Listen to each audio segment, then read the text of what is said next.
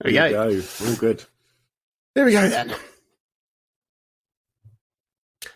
Hello and welcome to another episode of the O3C podcast, coming to you from O3C Games. My name is Jonathan Dunn and I am joined by my friend and fellow friend, Christopher Dow. A sacrifice to the Lords of Offal. And we are chatting about video games that we bloody love. Right, let's think of what I'm doing for this announcement today. So that's something. Okay. You can do it. Hey, look, this guy believes in you. He does. Who is that? What is it? Oh, a little bouncy man. Yeah, it's a Very pen. Nice. Yeah, Chris Bouncy Man. Bonus scene. Deleted scene. That's the one. Do you like this show? Perhaps Yes. you've listened to it before. Perhaps you've never listened to it and this is your very first time. But if you've stuck around for a few weeks at least and you fancy just saying thank you for all this great content we put out week on week on week on week on week, then there's a few things you can do. Firstly, if you just want to indulge us in reading or watching or taking part in some other bits and bobs that we put together over the years, check out our website at o3c.games. On there, you'll have links to our social media channels, you'll have articles, reviews, you have some videos from YouTube, you have some bits and pieces and photos and Instagram gubbins and bobbins and all sorts of other things that perhaps you'd enjoy. If you'd like to support us in a financial way, what you can do is pop over to patreon.com/O3cgames, and there you'll find links to pledge just anything from £1 an episode or £4 a month to say cheers. And in response,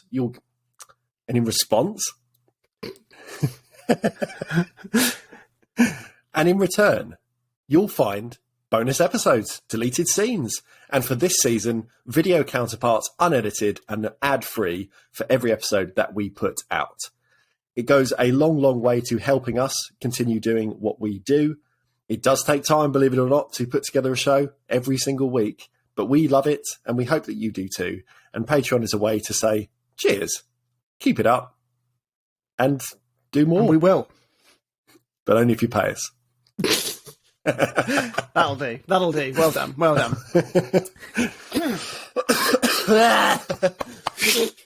So, did you end up in hospital this week?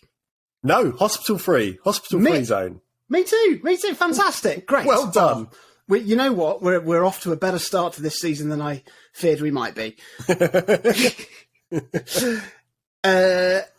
Last week, me and Chris reported back on our first fortnight challenge where we chatted about how we got on with Bleed and Machinarium. And next week, we will be reporting back on our next fortnight challenge where I will have played Castle of Illusion starring Mickey Mouse and Quackshot starring Donald of the Duck. And Chris has been playing X versus Sever on the bloody Game Boy Advanced. starring X and Sever. But that's next week. Really looking forward to that, by the way. But this week, we are back with another Playdate episode. Playdate, the cranky little handheld that could, by Panic. And we're going to be chatting about the next two games that have been released in the first season of the Playdate game season, of the Playdate's first gaming season. Those are Boogie Loops and Crankin's Time Travel Adventure. And we're going to be telling you all about those games and how we've got on with them later on. But first, what? You know what? I'm tempted just to outline just like a 5-year plan right now because I'm never going to get to the actual content of the episode. This time next year, you may well be but before we do that, let's stick to the present, and that is what we've been playing in the past 7 days. Chris, what have you played in this last week? Is that where we're going to pop in the Casper soundbite? Yeah. What are you playing? It's good. It's good. What are you buying? What are you playing? It's good, yeah. You did well. Okay. So first up, I have a very croaky throat. First up, I finished Machinarium. Yay! I got to the well end. done. And overall, I got through the whole game using hints only on the puzzle that I moaned about last week and the Sokoban-style push puzzles in the arcade, as they genuinely felt a level harder than any other logic challenge in the entire game. I don't know why. I just could not wrap my head around what it was asking me to do. And I think I finished the the first 2 out of 5 stages, and then was just going around in circles thinking, like, I will never pass this stage. So I used it there and then got to the end pretty much the same evening. So a nice game. Yay! As the real review for Machinarium, as soon as the credits started to roll, I ordered the soundtrack on vinyl. Yes.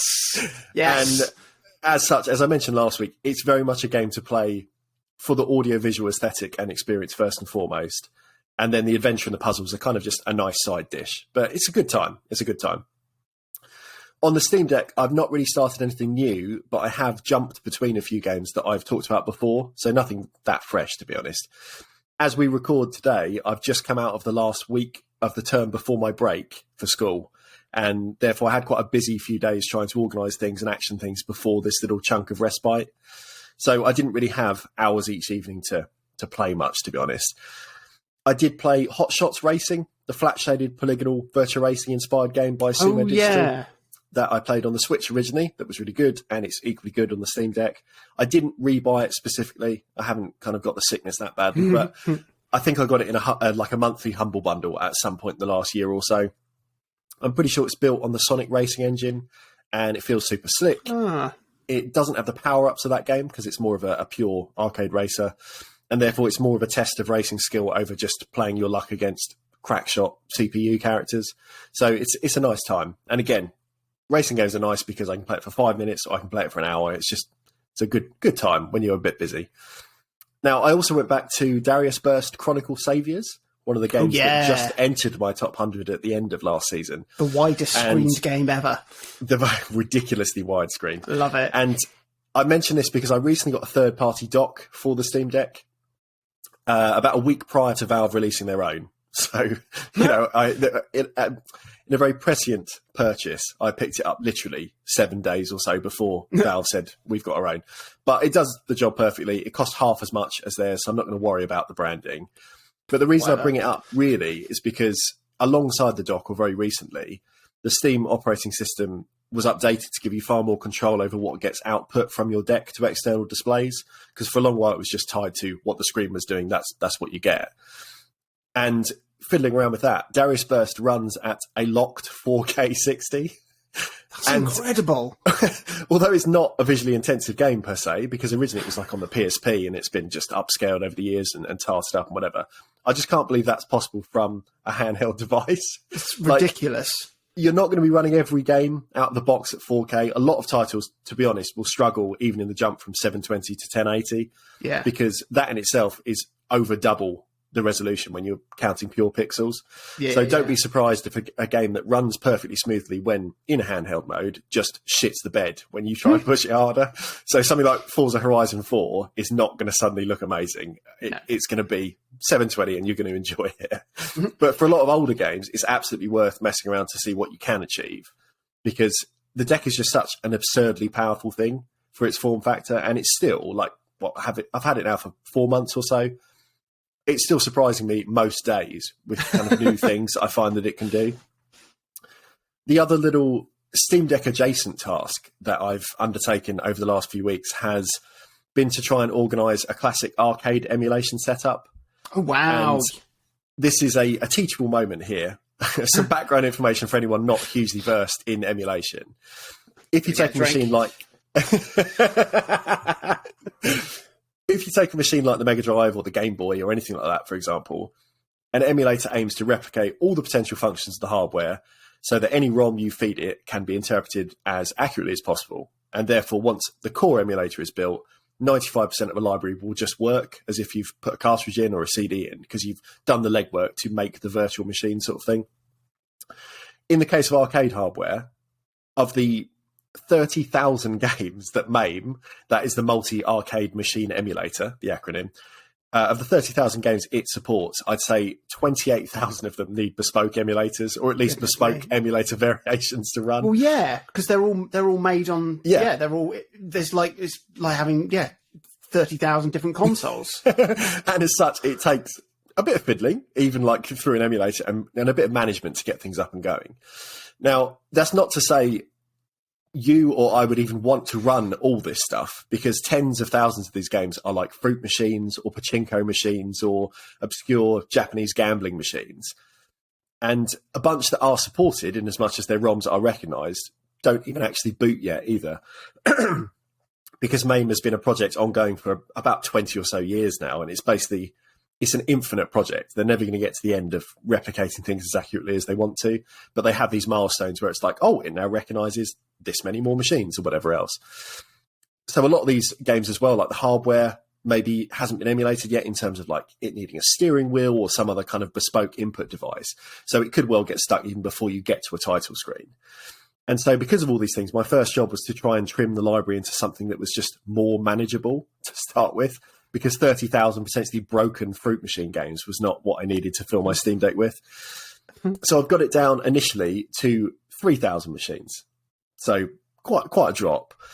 But this in itself caused lots of its own problems, owing to another thing that MAME does, which is it sometimes piggybacks off one ROM's emulation to load another. So another teachable moment for us today. The way it works, the MAME have a sip. The way the MAME library denotes each game is that it can be a parent or it can be a clone. So a parent ROM would be something like the original Pac-Man. So taking the original release of that game, that is then necessary to have in your library if you want to play any of the hacks or variations like Mrs. Pac-Man that were kind of connected to it. So they become the Ms. Pac-Man. Ms. Pac-Man, yes, unmarried, or just unspecified. Independent. Yeah. So yeah, that type of game or other games that perhaps were released to be like converted from an original board sometimes will need that as well. And because of that, it means that I've lost my place now. So because of that, in skimming my library down from the initial 30,000, I did save about 80 gigabytes of space on my SD card, which was great. But I also managed to break an awful lot of these parent-clone relationships because I didn't know what I was getting rid of and what it was then going to have a problem with later down the line. And so my job now is essentially to carefully, ROM by ROM, investigate what I do or don't have, what I need to install, what I need to go and find again, and what I need to link up to actually play the library I want to have. It's quite a job. Yeah, quite a goodness job. Me. There's other considerations as well, like the Simpsons arcade machine, for example.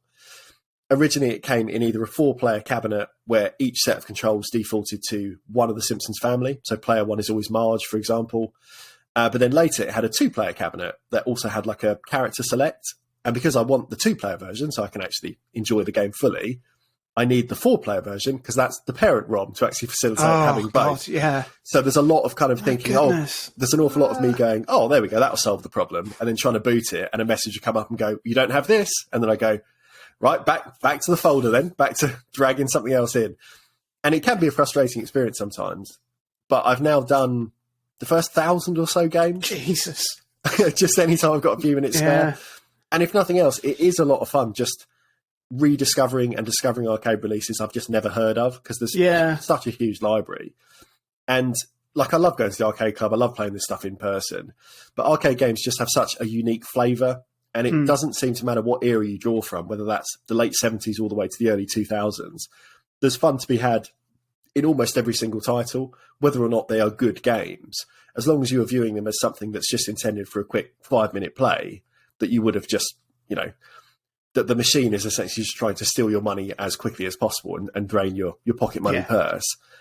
You're probably going to have a decent time because all of them are quite bombastic, and even the really early games that are super limited have something that can be quite addictive about just trying to learn a system and get better at it. This whole job is probably going to take me a while to finish. God, yeah.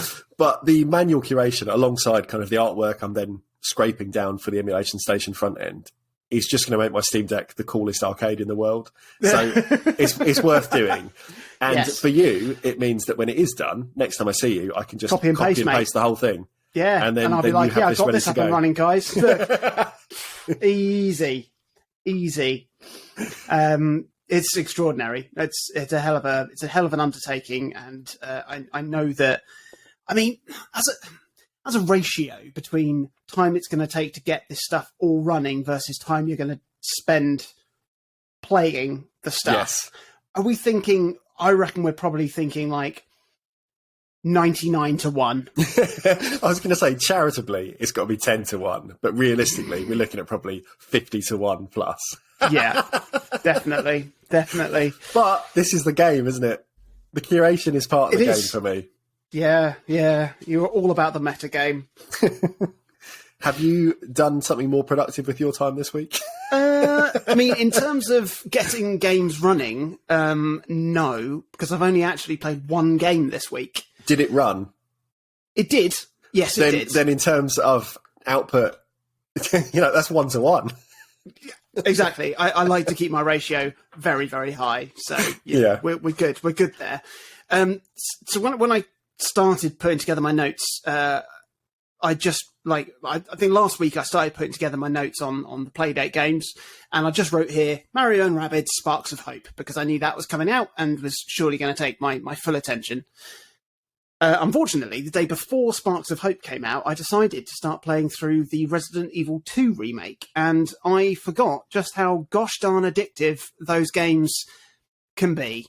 And I haven't touched Mario and Rabbids yet. Oh, but poor old Mario. I know, and I'm really looking forward to playing that. But I have played Resident Evil 2, and I had it installed already on my Steam Deck with a nice big green deck verified tick. And it's just a really good fun game.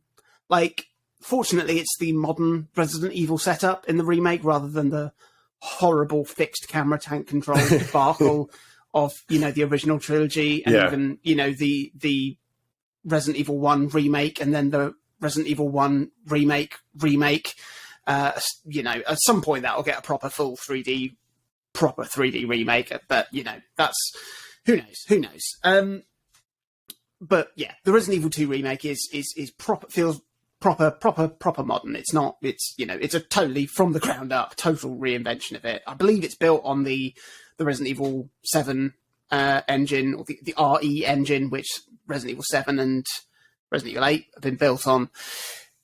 Performance on the deck is pretty solid. The graphics were a bit Vaseline-y, which isn't a huge problem because the atmosphere that's created with the lighting and bloom and shadows and everything is still there, and it covers a lot of the smudges. Although there was a puzzle where I had to read the nameplates of some police officer desks because the initials of the names were a code to a padlock. Of course. And it was very, very difficult to read them because they ended up so low resolution. But it was workable enough. They were all pretty basic names. It wasn't like, sort of Kevin with a silent P or something. Although I have since discovered the brilliant website Steam Deck HQ, which has got guidance on the best settings for each game on the deck. Yeah. And my goodness, it's such valuable information for getting the most out of games and the system.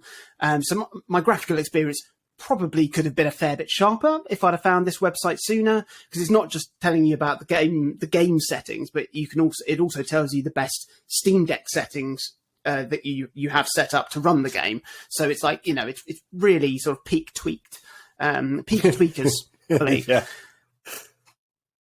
I did get the official Steam Deck dock. The Steam Dock, because the Steam Dock, because I love my logos to match. Let's be honest. Yeah. And if nothing else, to be honest, it's just really nice to have a wired internet connection into it to download games. Because for some reason, I still haven't been able to unthrottle my download speeds over Wi-Fi on my Steam Deck, and they downloaded about 2 megabytes a second, despite the fact that I'm on a 1 gigabyte line. But as soon as I plugged in the wire, it was 100 meg a second. Brilliant. There you go. And I was downloading things very, very quickly, which was great. I did try to run, because I've got a 2K monitor in my office, and I've got the dock rigged up to that. And I tried to run Resident Evil 2 through it just to see because I knew it would struggle with it, but the running it through that, it didn't even give me the option to change the resolution any higher than I can tell you how to fix that. Well, how? If you don't have to put this in the episode, if you can change it all if you want. If you pick a game, the little cog icon before you load it up that's on kind of the main page, I think there's an option that could just be called display output or resolution or something. Oh, okay, yeah. And if you set it to native, it will mean that when it's on the deck itself, it will only ever go up to like 800p. 800, yeah. And then whatever device it's plugged into, you'll then be able to pick that option in game to save whatever it is. There we go. Otherwise, it's always in Steam Deck mode, so it's just expecting that it's only got to get to that level. I assumed it would be something like that because, the menus and stuff, they weren't even being rendered. At all. So I mean, this is maybe they were. I don't know. The big thing, I guess. The big thing between, for instance, the Switch and the Steam Deck is there isn't that same level of just like, oh, in it goes and there it is. Yeah. Because there's always going to be that limit because it's a computer. It's just a computer that happens to be in the shell of a console. And because of that, without kind of some serious back-end fiddling, I think Valve would struggle to have something that's as streamlined while still giving people the power to faff about like I've enjoyed doing so much. Yeah. So they're trying to take that balance of saying, okay, it is pretty convenient and it will run a lot of games out of the box and you'll have a nice time. But then you need to kind of just know a little bit more about how things work to actually get the most out of some of these devices. So, yeah, it doesn't replace the Switch, like I said when I first got it. Oh, God, no. The Switch is still very much the convenient thing. If you're just thinking, simple game, I want to play it now, I want to play it on the TV next, I want to take it out, I want to come back home and know it's all just going to work. Yeah, whereas unless that game is Resident Evil 2, because you can only play that on the Switch in a cloud version. Which is absolutely unacceptable. Yeah, Don't even give the offer. Don't even give the offer. But the game Resident Evil 2 is great. It's really nice to have full control of the camera, which is different even to Resident Evil 4 and Revelations, where the camera is fixed behind your camera over the shoulder, fixed behind your character over the shoulder. And obviously Resident Evil 7 and 8 that are only playable in first person at the moment until the Resident Evil Village DLC comes out and you'll be able to play that in third person, which I'm looking forward to replaying the game. So yeah, having that full control of the camera, that does help make the games feel just more open and enjoyable to control, which is obviously something that, the Resident Evil games have massively struggled with, moving from like tank controls of the original to over the shoulder stuff in Resident Evil 4, which I still really, really liked. It meant that sense of claustrophobia then was still there, Resident Evil 4, because you were still a little bit sort of tied in with how you could control and where you could see.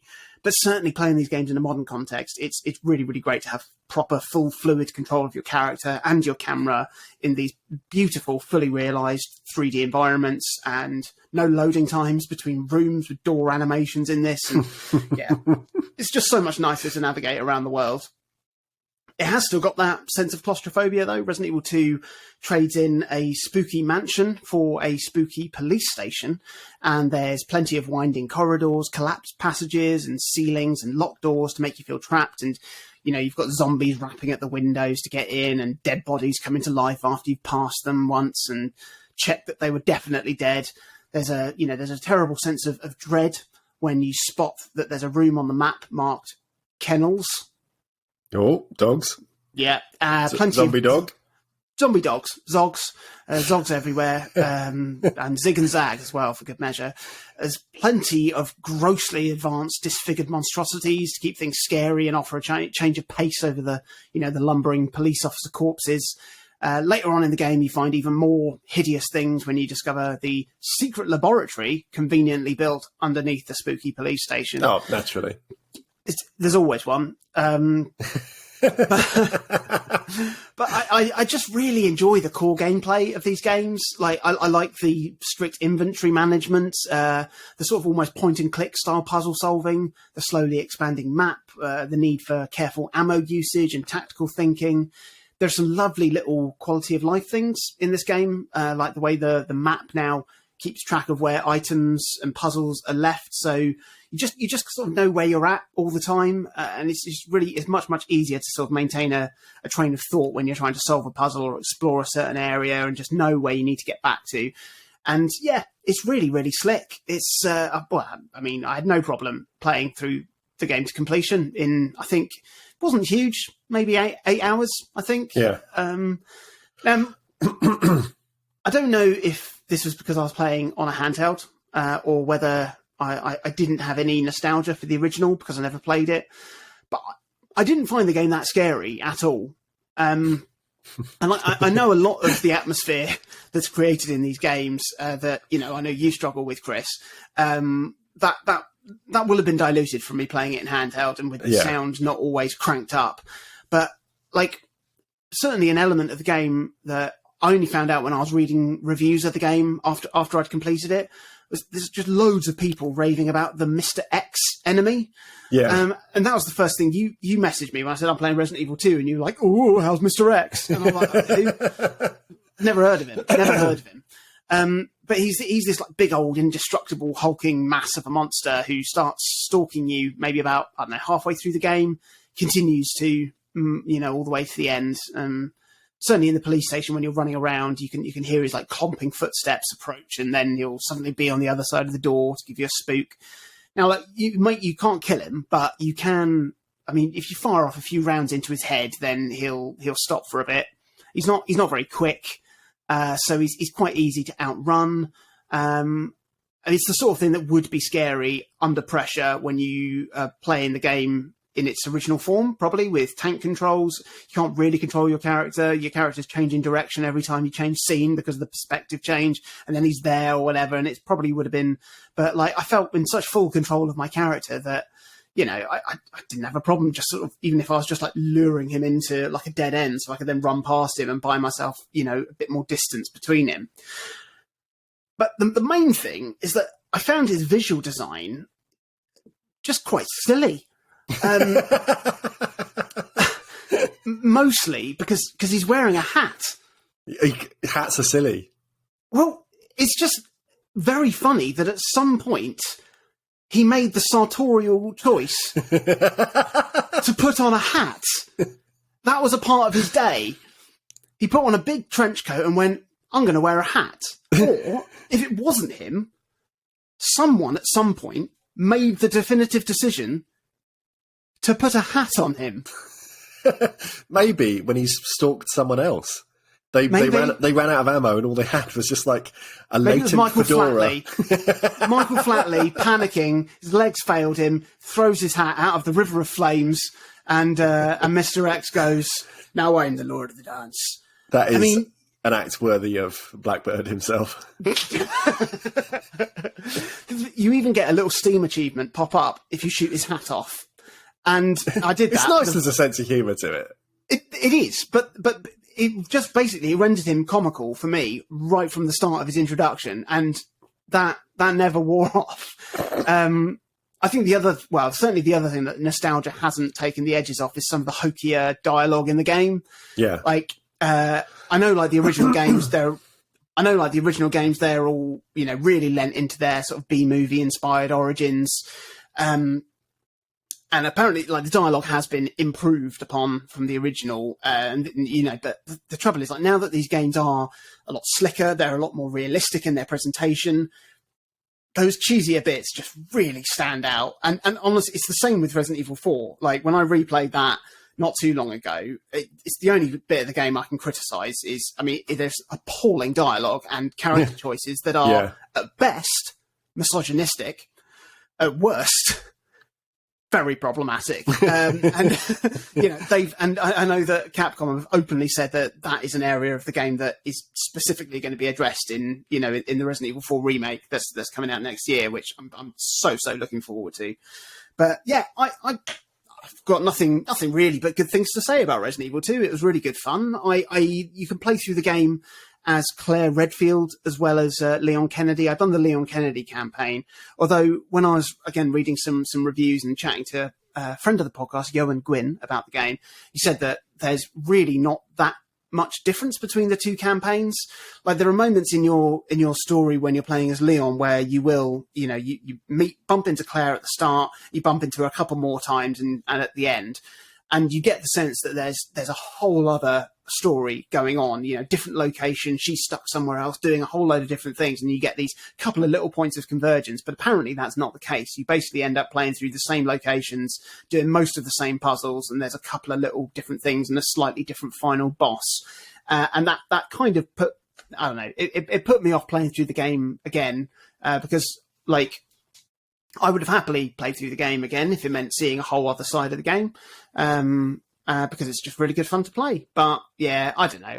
I can't really be bothered to do that. Certainly not right away anyway. But I have moved straight on to Resident Evil 3, which I had already bought. It was already downloaded. It's in inverted commas, unsupported on Steam Deck, but through putting in some settings that I found out on Steam Deck HQ, it's running absolutely fine. In fact, and because I'm actually using recommended settings that have been sort of checked and maximized, it looks so much better than Resident Evil 2. No more Vaseline. When I play, the significant lack of Vaseline. And you're playing as Jill Valentine. Apparently there's like I think the subtitle of Resident Evil 3 was Nemesis. Because there is essentially a Mr. X type character right from the start of the game that's basically pursuing you for the whole game, because they sort of lent into that, which some people liked, some people didn't like. And the nice thing about this game is I've only just started playing it, maybe played not even the first hour. It's already a lot faster. Like Jill just moves and operates a lot faster. So you I'm feeling more comfortable to sort of outrun and outmaneuver sort of enemies and stuff. And, apparently the game's even shorter than Resident Evil 2, though. It's like 6 hours. So 10 minutes. Yep, 10 minutes. That's it. I'm liking the momentum that the game's got. It's not quite the fully action-orientated experience that Resident Evil 5 and 6 became, but it is more. It feels more action-focused, and it feels more like you're playing through these set pieces, which is great. But there's also nice exploration because you're out of the spooky mansion, you're out of the spooky police station, and you're just in spooky Raccoon City. And so it's a little bit of touch of open worldiness to that, and lots of cool little sort of things to explore and find. So yeah, unfortunately for Mario and Rabbids, I'm probably just going to carry on playing Resident Evil 3. But good news for Mario and Rabbids, I'll probably be finished with Resident Evil 3 in about 5 hours' time. Right, let me have a drink. Dum, dum, dum. It's a play date. Dum, dum, dum. It's a play date. Have you done the song for that one? No, it's going to be something like that. Yeah. I'm going to write it on Boogie loops and then do some harmonies. Yeah, sounds good. It's a play date. It's a play date. It's a play date. Play date. Play date.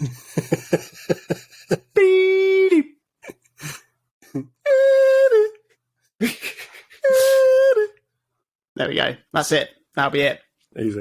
So we're back chatting about the Playdate. This is exciting. We are. Last time in our Playdate, our first Playdate, we chatted about the first 2 games that were released, which were Casual Birder and Whitewater Washabat. Whitewater Washabat. Wishful Whopper. Whop your wanger out. No, it was Whitewater Wang Out. That's it. What is it? Whitewater Wash. I genuinely can't remember now. I want to see you just keep going. Whitewater Wipeouts. That's the one. And week 2 arrived with the Playdate, and 2 more games arrived. And the first of those is Crankin's Time Travel Adventure. Now, this was one of the games that I'd seen quite a bit of. It almost felt like it was a bit of a mascot for the Playdate's first season, I think, because of the design of the character. And, it might have just been an image of the game that caught my eye and kept catching my eye, but it certainly felt like one that they were quite sort of happy to promote. And it was one I was looking forward to playing. So, yeah, it was. I didn't know what order the games were coming in. I still don't know, all of the games in the season. I've seen a few little clips of various things and read a few little bits and bobs, but it was a nice surprise to have Crankin arrive so soon in the season for me. So the basic premise of the game: you are a man late for a date, and you. I thought you were going to say late 40s. I don't know why. Late 40s. It's never communicated. We just picked up enough signs. Yeah, sort exactly. Of visual characterization. This is a man who's there's a sense of age. there's a sense of desperation and a sort of lack of hope in his eyes that said, I need to do something with my life. Yeah. And you need to get to your date as quickly as you can, whilst avoiding increasingly difficult sets of obstacles to avoid that are seeking to slow you down en route to your date. Such things as birds flying at you, poo on the path, the sort of things you have to avoid every day, the occasional hurdle, literal and possibly metaphorical. And you're using the Playdate's crank to control the automation of your chap running down the road. But what you're really controlling is time. And cranking faster will make his animation go faster. Cranking it slower will have him slow down to the point where his animation might have him frozen in the air for as long as you want. You can even rewind by cranking backwards. And the reason you have this control over your big strong boy is because... Don't know why that's so funny. Is because the obstacles coming at you are not bound by time. So if you've got a bird flying at you, you may need to stop your bloke's animation while he's jumping over a fence, hold him there so the bird flies under you, and then you can keep cranking to get him to the next obstacle. Or if there is a poo running toward you, you can make sure you time his animation so that the poo falls in between his natural gait. It's very, very funny. Admittedly, I had genuinely found it funny every time a poo came at me. Yeah. It's very clever and but also very simple in its setup, and it's a head scratching puzzle mechanic that It's in a way that I haven't really experienced in a game before. And again, it comes down to the brilliance of the Playdate's hardware, the crank, how you use it, and the marvelous way that, the developer of Crankin has chosen to implement it. It also felt very WarioWare-y as well. Yes, yeah, and for sure. It really builds well on its concept, and fully explores all the different things that it can do within those parameters. And I think hopefully, I think it's going to be a common thing that we praise in the better Playdate games is it doesn't outstay its welcome. It kind of knows when it's done its thing and then it ends. Although I haven't got to the end, but I it's really hard. It's really fucking hard, isn't it? I've got to about level 13, 14, something like that. Yeah, I think I'm up towards 20 or so. Oh, wow. Okay. So a few beyond you. Yeah. Whew. Well, you've done well. But I really like it. It's the sort of game that it just works really well on the Playdate. It's pick up and playable because it's almost, you can very easily just have a couple of attempts at a level and then put it down again, or you can settle in for a session, really nail it, and make a fair bit of progress. But it's just nice. It's nice, and it's nice to think about games in a different way. It's nice to think about how you solve a puzzle in a different way, especially when you've got the control being that immediate. It's you don't have to think about I've got to wind my analog stick counterclockwise to wind it back. Even though that is such a small difference in terms of how you would control this game if it came out on the Switch, because that's how you do it. You wind your control stick one way or the other way. But just having it in a different, a slightly different physical form just changes the entire perspective of how it works and changes your enjoyment of it. Because I wouldn't enjoy it if I was just, in the same way as winding it backwards or forwards. I'd be like, oh, why can't I just, I don't know, press A? Well, why can't I use a slider or something? But the crank it just works. Just works. How did you get on with it, Chris? I think how did you get on with it, Chris? The highest praise I can give is that this should have been one of the week one games. In terms of really being a showcase for the hardware, this is a much better selling point than Whitewater Wipeout, for example, that still used the crank. It still showed, what this kind of input method did differently or does differently. It's got more than one level. Yeah, but this game has content. It has kind of something to actually explore in a bit more detail. It just feels like there's more to it. And as you said, it's just such a unique game in terms of how it uses its input in a really clever way, because it's readable and understandable within 2 seconds. You know exactly what you meant to do. But at the same time, it's got this, like you say, the WarioWare kind of anarchic, disruptive spirit. And I think that is a big part of what Panic have tried to embody all along with the Playdate. You know, it's meant to be something that disrupts the industry in as much as a little handheld can, because it's so very different to everything else that is on the market. It's a long game, like we said, in terms of actually having a number of levels to get through. Neither of us have beaten it. So it could be that I hit 21 and I'm done. But, you know, it's quite a long one. And it's really tough. It would make sense if there were 24 levels, wouldn't it? Yeah. 24 hours. Yeah, I suppose. Like we said, haven't got to the end of it. It's not for lack of trying, but it's because there's this really interesting pairing, I guess, of every level is a puzzle in that you're trying to figure out, oh, okay, well, how do I negotiate these obstacles? But also it becomes skill-based too, because you are thinking about these kind of really tiny movements with the crank. You're moving just slightly backwards and forwards. A lot of the time you can kind of see what you need to do, but then it's as much about kind of nailing the physical part of it as it is understanding the, I guess, metaphysical timeline of Crankin's journey, like moving from A to B.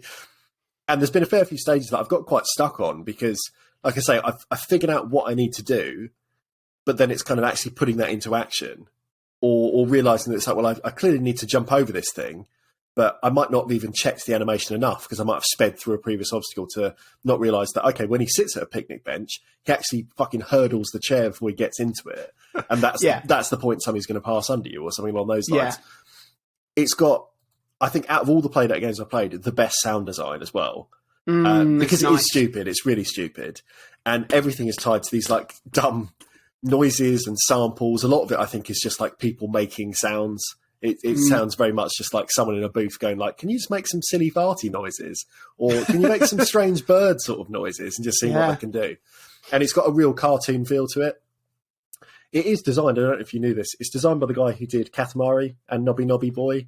I did not know that. Kita Takahashi. And he's not really had that storied a career, but you can really see, once you have that knowledge in mind, if you go back and look at just a minute of footage from Katamari, you can really see that kind of willful strangeness has come across into this new format. And I think that's very much the type of designer that Panic need to court for these sort of seasons. If they intend to go on with this model beyond this one, it's got to be the people that they think are going to approach this in a different way. Yeah, that's, not boring old Giles. Because I think it really benefits just having this different handheld with very different experiences on it. And like you say, it's not something you would have played if it was just on the PC or if it was on the Switch. It fits kind of the bespoke hardware with its bespoke design. Agreed. What was the other game? The other game? It was Boogie Loops. Oh, Boogies. Our first application, I guess, in that it's not so much a game, because it is a music sequencer. Yeah. And it might seem silly, but Boogie Loops is the game or application that I've put the most time into since receiving my Playdate by quite a remarkable amount, actually. And it is only a simple chiptune sequencer. You can craft small looping bits of music using quite a limited combination of, you've got two synth voices, kind of a bass voice and a treble voice, essentially. You've got a simple percussion setup as well, like a 4-channel sort of drum machine. And when it's complete, on top of that, you can make some little sprite characters dance. And that is the long and short of it. And yet it has become almost ritualistic to whip out the Playdate whenever I've had a few minutes over the last month or so now, to just put together a little crunchy 4-bar loop or make a nice little groove and then just pop it away until the next time I'm bored or waiting for food to cook or I'm sat on a train or I'm having a shit or whatever. And as limited as it can be, for sure. And it does have issues as well. Performance can sometimes be a bit laggy, especially when you're actually composing things, which is probably due to these giant dancing sprites. It'd be nice if you just turn them off whilst you're composing for that reason. But I've had such a nice time working within the limitations of the thing to make interesting little snippets of music, because as much as it is limited, you can set the key loosely. There's kind of a few different things you can work with. You can set the tempo, you can set the level of swing. you can also bizarrely alter the pitch of your compositions by physically shaking the device for some reason when it's playing. Didn't know that. It just throws it all out of whack. So it sounds terrible, but it's an intentional feature. So it's there if you want to play with it.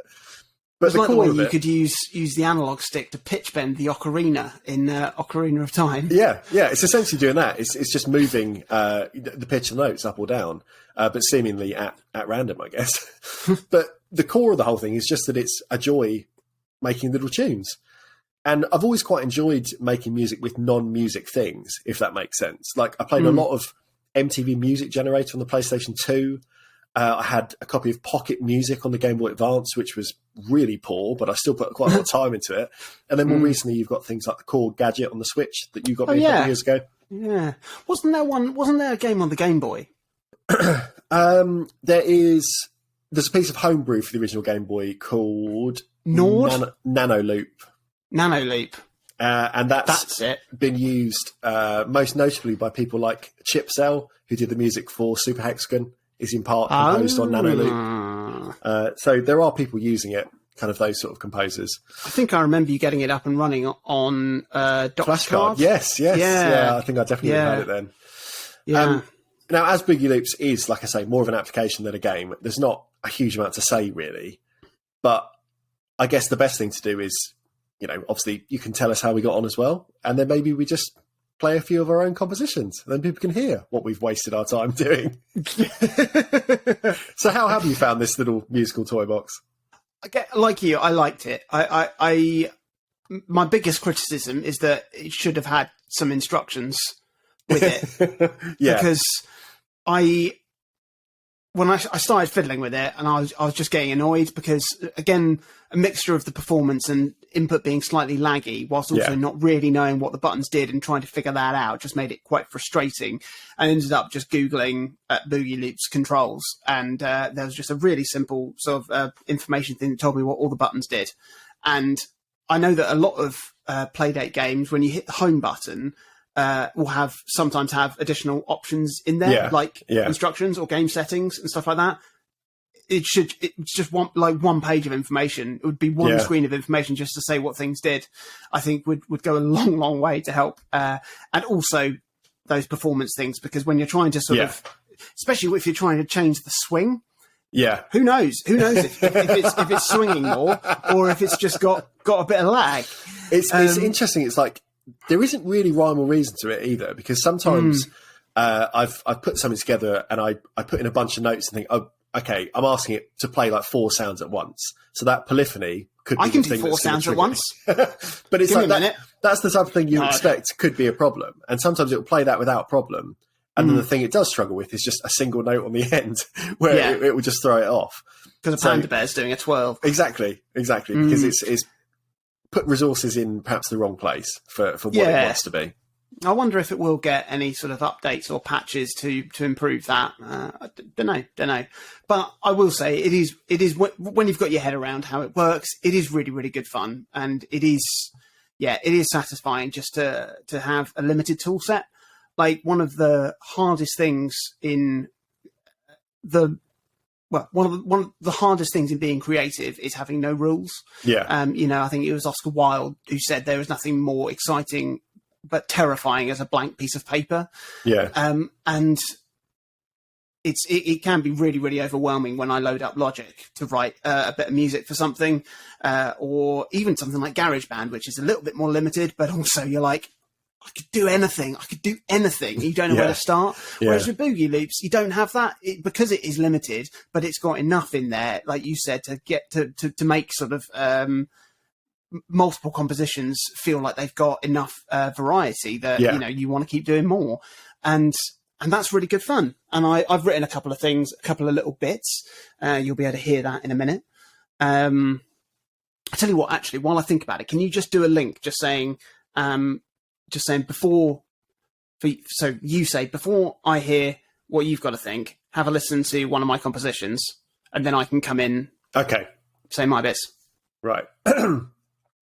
So before you tell us a bit about how you got on, would you like to hear some of my little compositions, my poo-pot compositions? Yes, I would.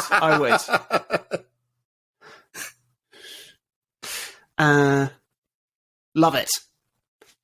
Cut back in. Always be editing. Yeah. Great. Good. And I've had a really good time just writing a few little melodies, just playing around with some slight interesting modes. I mean, musical modes, not options, because there are none. There are none. There are none. There are none. But like you said, it's a really, really nice additional. It's a really nice addition to the Playdate library. You know, it is, like you said, it's more of an application than game. But again, it goes to show like what the Playdate can do, or what it's capable of, how you can use it, how you can think about it as, you know, a creative tool as well as, you know, an entertainment tool. The crank's not used in it, is it? No, it has no function at all. It's the first one we've had so far that it doesn't have a function. And I wonder if there's something to be used there. Maybe it could be another input. You could use it to play, denote the how fast it's going. Yeah, set the tempo. Live.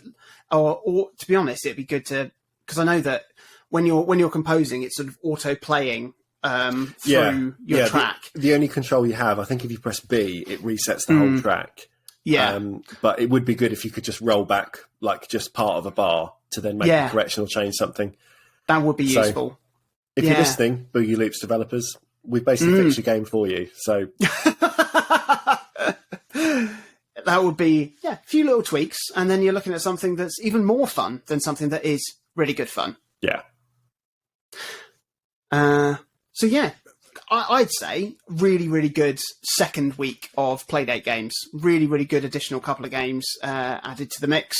I think certainly alongside the more arcadey White Water and casually birding and casually birding everywhere. You've got, just with those 4 games, you've got a lot of options of different things you can do. Yeah, quite a range, isn't it? Yeah. I tell you what, before we wrap up, why don't, in addition to next time we do a Playdate, why don't we try and sideload a couple of games to talk about as well? Yeah, sounds good. That'd be good. I'd like to see what else is out there, but I'm also excited to play week three's games. I mean, I've already played them. Should we introduce what they're going to be? Yeah. Let's do that.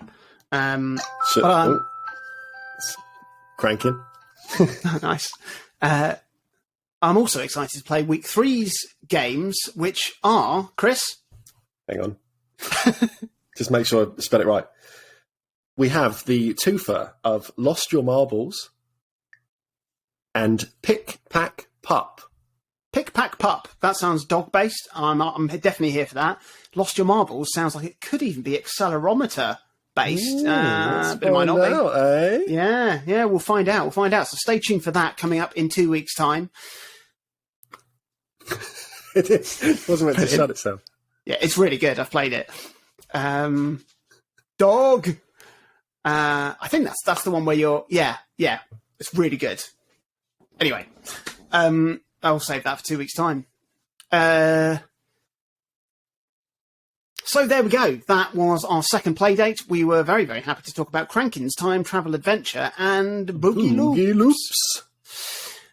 If you've next week, we will be reporting back on our latest Fortnite challenge. Chris will be telling me how he has got on with the Game Boy Advance's first-person shoot-'em-up X vs. Sever. Yes, I will. I will be reporting back on my Disney twofer Castle of Illusion starring Mickey Mouse and Quackshot starring Donald Duck.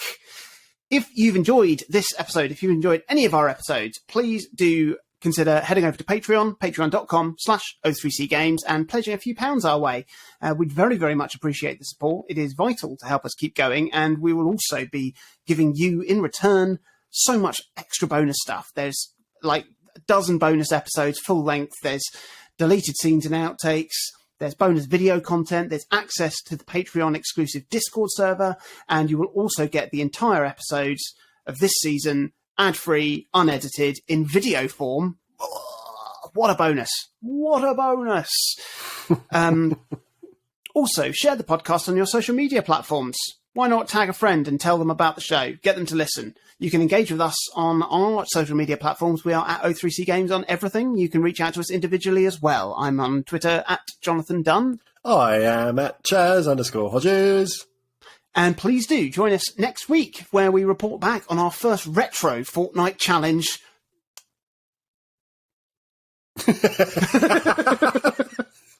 Cool.